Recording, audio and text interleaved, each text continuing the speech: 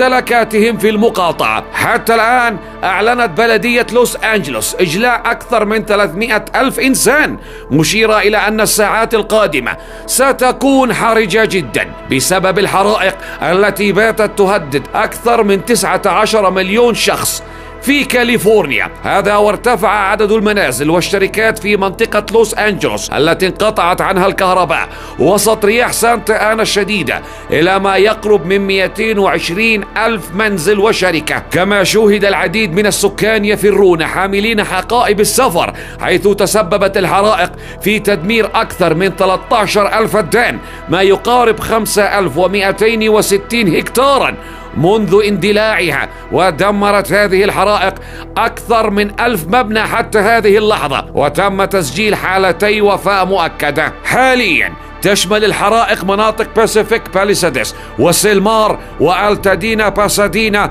وحوض سيبولفيدا. وقد دمر حريق ايتون وحده مساحة تقدر ب10,600 فدان، بينما التهم حريق باسيفيك حوالي 2900 فدان. هذا واندلع حريق خامس في منطقة ريفر سايد، ولكن تم احتوائه بنسبة 50%.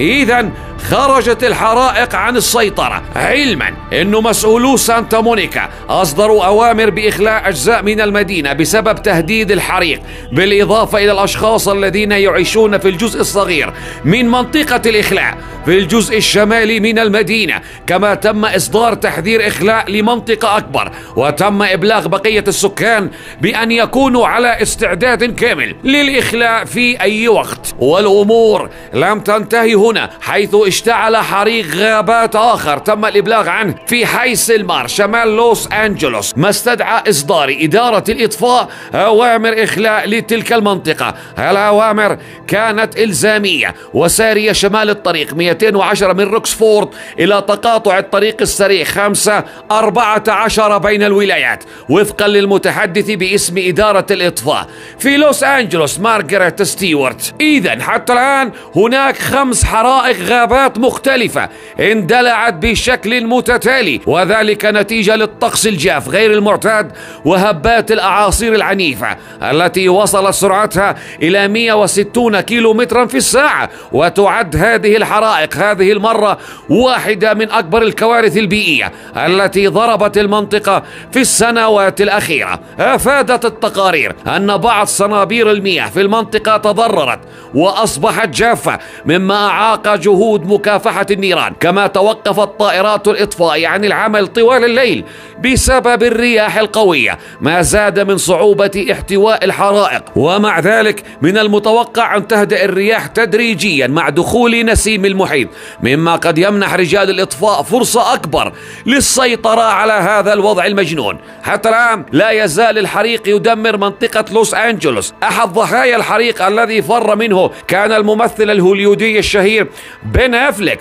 وهو واحد من عدد لا يحصى من المشاهير والسكان الذين فروا من منازلهم. كذلك أجبر إيلون ماسك على مغادرة منزله الذي تبلغ قيمته 20 مليون دولار، وتوجه إلى منزل زوجته السابقة. إذن واحدة من أكبر الكوارث. نجد الآن في الكثير من المصادر أن هذا هو أسوأ حريق غابات في تاريخ كاليفورنيا، ولكن لم يتم تأكيد هذه المعلومة الحساسة حتى الآن. نحن نتحدث عن أكثر من 1000 منزل، 220 ألف وحدة سكنية أو شركة بلا كهرباء، إجلاء 300 ألف و19 مليون إنسان قد تكون حياتهم تحت التهديد بسبب هذه الحرائق. جهود وحدات الإطفاء ورجال الدفاع المدني ما زالت مستمرة، ولا أحد يعرف حتى الآن كيف ستنتهي هذه الحرائق. أترككم الآن مع بعض تلك الفيديوهات التي تخرج كل عدة دقائق وتكشف عن جوانب مروعة من هذه الحرائق. في ختام هذه الحلقة لا يسعني سوى أن أشكر كل الناس اللي وصلوا معنا للدقيقة الأخيرة. اشتركوا في القناة، فعلوا زر الجرس، اضغطوا لنا زر الإعجاب، لايك، ارفعوا لنا